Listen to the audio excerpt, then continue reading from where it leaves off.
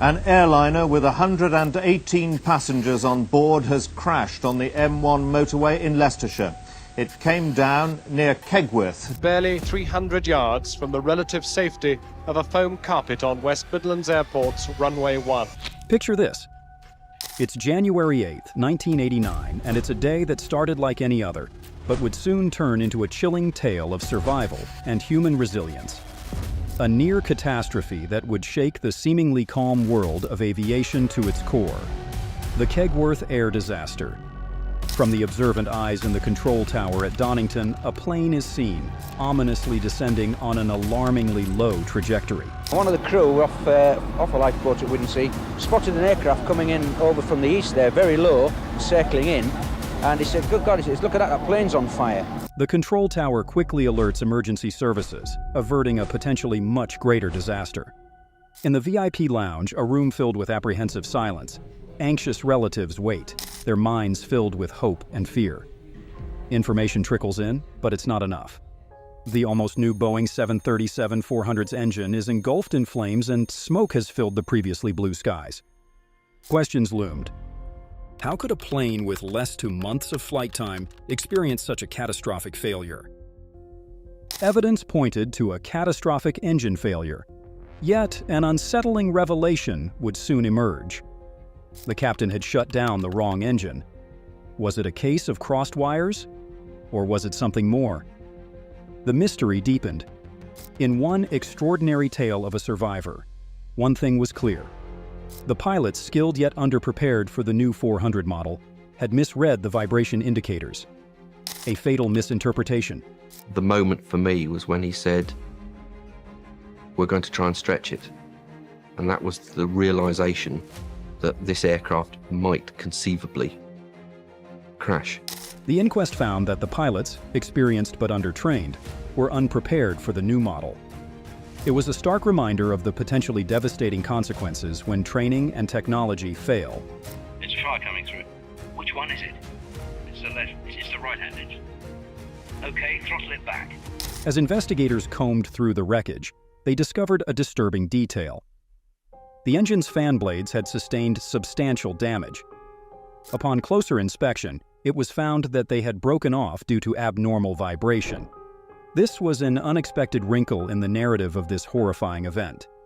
This startling revelation urged widespread checks on all similar models. Aircraft technicians across the globe were seen scrambling to ensure their engines were not ticking, time bombs waiting to detonate. The panic wasn't solely limited to the technical side. The crew members, those responsible for countless lives soaring above the clouds every day, were also deeply shaken. They had been trained, but had they been trained enough for the worst-case scenario? This leads us back to the heart of our story, the upgraded engine. This technological marvel was supposed to improve flight safety, not compromise it.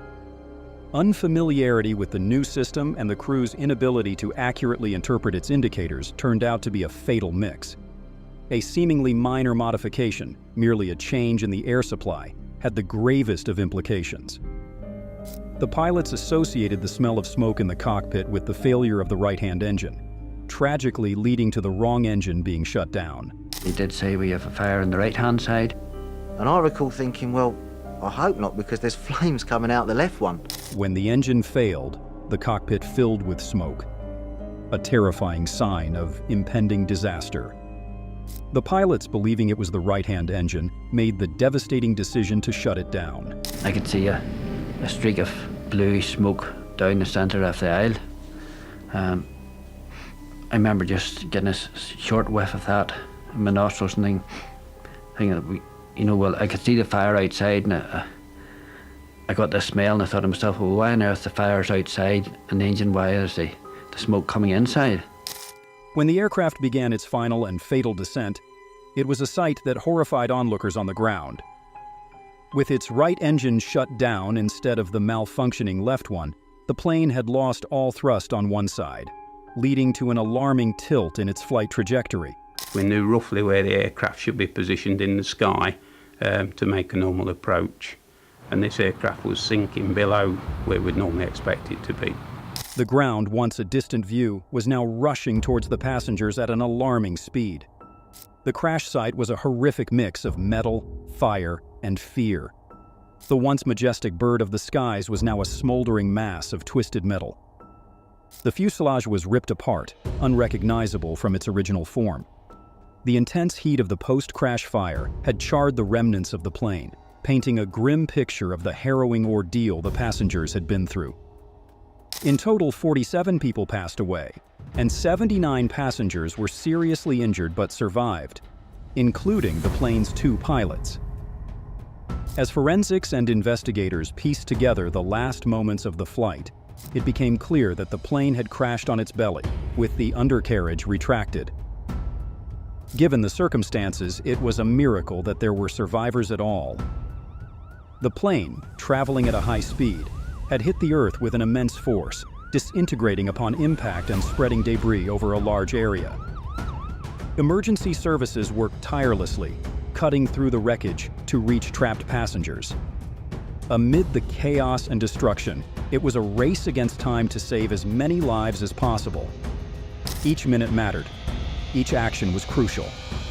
In the aftermath of the disaster, the aviation industry took a hard look at itself. Training procedures underwent a comprehensive review and overhaul. Rigorous simulation sessions became the norm, recreating dire situations to better prepare the pilots. After all, the best disaster is the one that is averted. Today, a memorial stands as a silent testament to the lives lost and forever altered by this disaster.